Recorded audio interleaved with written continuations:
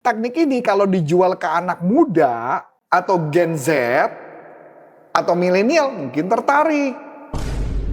Ibu bayangin nggak, Bu? Ada satu perusahaan, karyawannya udah umur 50 tahun. Terus ibu nawarin perubahan. Ngomel loh dia.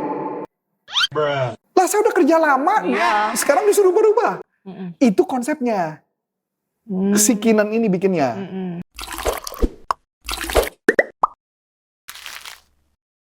Kali ini kita mau bahas buku selling lagi nih, sahabat sales. Judulnya adalah Gap Selling, Seni Menjual Perubahan dan Transformasi dari Kinan.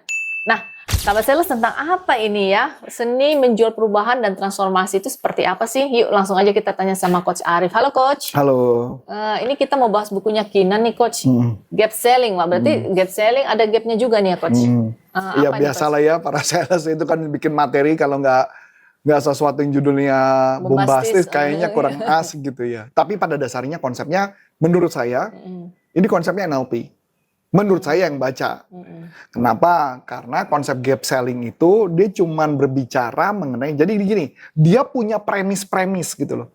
Premisnya kan kalau bilang gini, jangan jual produk, berikan solusi. Kan kita sering dengar gitu ya. Jangan jual produk, tapi beri solusi. Dia nggak setuju. Dia malah bilang, jangan beri solusi, tapi berikan perubahan. Makanya kenapa terjadi tadi transformasi gitu loh, Bu. Jadi jangan jual solusi, tapi jual perubahan. Jadi supaya apa? Ketika kita jualan dari awal, saya nggak beri solusi.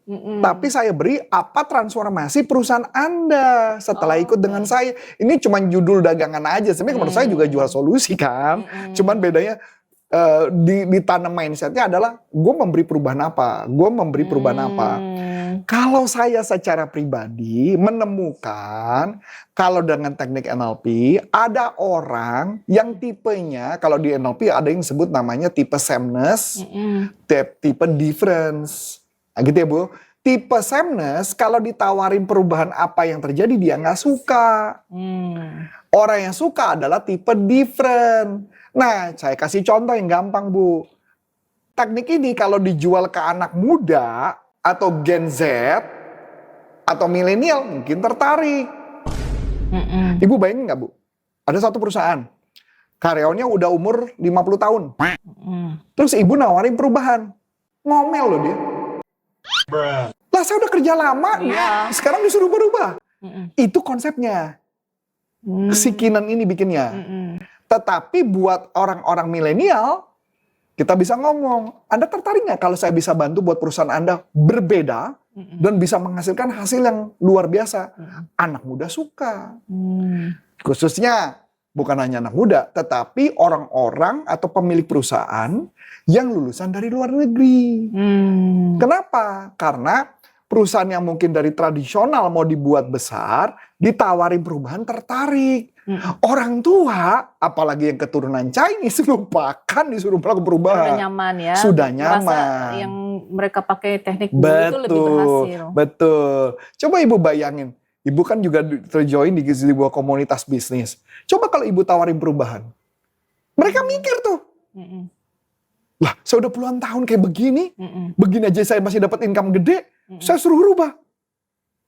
Tapi anak-anak muda coba. Ibu bayangin kan teman-teman ibu baik yang masih pada zaman milenial. Coba ditawarin. Oh pasti mereka kan semangat 45 kan. Nah itu maksudnya. Teknik ini hanya menurut saya powerful kepada orang-orang yang milenial. Gen Z itu sangat powerful. Tapi untuk orang yang sudah senior, sulit untuk kita melakukan perubahan. Kalau saya, walaupun saya juga menawarkan perubahan, tapi yang cara saya menawarkannya adalah metode. Saya cuma bilang pelatihannya sama-sama pelatihan, yang membedakan adalah cara membuat pelatihannya supaya hasilnya tetap bagus. Jadi saya nggak menunjukkan bahwa ada perubahan total. Kalau mereka menunjukkan bukan solusi, tapi perubahan. Mereka panik, Bu. Apalagi orang di belakang layar, disuruh bangun perubahan. Wih, apa yang terjadi, betul nggak? Kayak gitu masuk ya. Nah, saya mau masuk gap. Gap itu apa sih? Nah, di konsepnya mereka, gap itu kan kayak ada jurang gitu ya, Bu. Jadi jurang antara kondisi sekarang, dia pakai nama istilahnya namanya present state, NLP banget kan? Dengan kondisi yang diinginkan, future state. Nah, kondisi sekarang itu seperti apa? Kondisi yang diinginkan seperti apa? Itu ada gap-nya. Gap itulah yang disebut namanya gap selling. Sebenarnya tekniknya mirip kayak teknik coaching, Bu. Ya. Seperti misalkan gini, ibu kondisinya seperti apa? Ibu pengennya seperti apa? Apa problemnya? Perlu di coaching gitu loh, Bu. Sebenarnya sama kan? Nah, kalau kita ketika bedanya menggali kebutuhannya, kalau pada saat dia bicara future, presentnya, yang ditanya adalah berapa biaya yang sudah dikeluarkan, effortnya apa, itu yang dibicarakan. Misalnya contoh, ibu punya printer ibu buat kantor, saya jual printer baru, maka saya tawarkan kepada ibu, saya bilang, Bu, printer ibu yang sekarang kondisinya kayak gimana? Pekerjaannya apa, selesai apa enggak? Ibu sadar nggak akhirnya ujung-ujungnya ibu terpaksa beli 2 atau 3 printer baru? Nah, itu kondisinya. Ibu tahu nggak keluar biayanya berapa? 1 kali lembar printnya berapa cost-nya? Saya ngomong itu dulu, kondisi finansial. Nah, future berbicara mengenai return on investment. Seberapa perusahaan itu menjadi lebih efektif, menjadi lebih keren gitu loh kalau dengan kita gitu istilahnya. Itu future-nya. Nah, setelah sudah tahu kondisi itu, barulah kita gali. Nah, setelah gali problemnya mereka apa, yang menyebabkan kenapa ini nggak move dari present ke future. Ingat ya, nggak semua orang mau bikin future. Apalagi orang-orang sekarang, apa yang senior-senior kemungkinan mau bikin future kecil. Maka saya bilang, anak muda, yang perusahaan yang mungkin tadi tradisional, dia mau bikin apa? Future-nya ada. Kalau orang senior kan nggak ada perubahan, Bu. Misalkan selama ini orang-orang yang biasa ngitung pakai sempoa disuruh berubah. Buat apa? Saya nggak usah jauh-jauh, Bu. Saya punya mantan bos. Mantan bos saya itu orang IT. Ibu udah bayang dong kalau orang IT harusnya hebat dong, Bu. Mantan bos saya, dia pakai aplikasinya apa, Bu? Dia pakai aplikasi Abipro. Mungkin Ibu aja belum pusing, makhluk apa itu Abipro? Abipro itu zaman yang masih zaman, Ibu masih ingat zaman Lotus? Yang programmer Lotus dulu itu zaman itu, Bu. Cuman Abipro-nya udah dipakai di Windows. Dia nggak mau ganti, Bu. Dia bilang, nggak, gua udah nyaman pakai Abipro. Ngapain lo nyuruh gua rubah-rubah pakai SAP? Ngapain saya rubah-rubah pakai Oracle? Ngapain saya pakai CRM dan sebagainya? Nah, kamu ada future-nya nggak? Enggak. Orang dia mau jalan apa adanya. Tapi kalau anak muda gimana, Bu? Pengennya lebih canggih kan? Pengennya lebih sakti kan? Nah, itu maksudnya. Ya.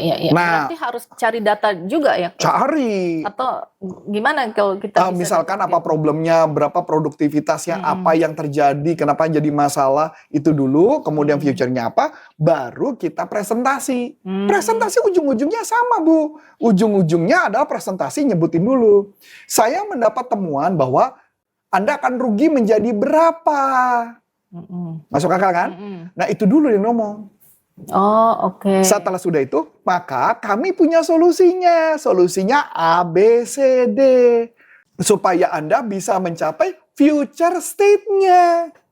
Jadi sebenarnya kemampuan jualannya adalah teknik kemampuan bertanya aja sih, Bu. Oh, oke.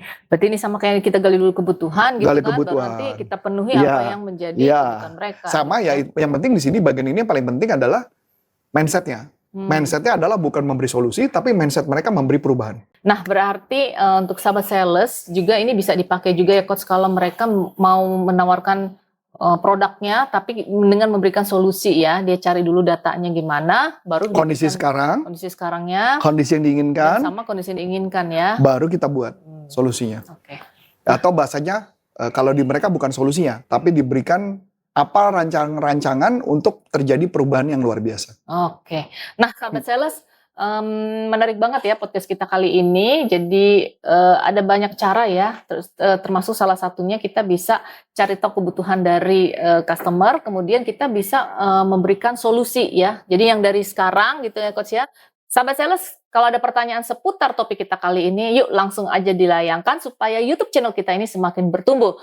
Dan sampai jumpa lagi dengan topik-topik menarik dari buku-buku selling lainnya. Oke, dengan saya Namilani dan saya Coach Antoni. Saya mengucapkan terima kasih, sukses buat Anda. Sampai jumpa. Banyak ide, omset melejit.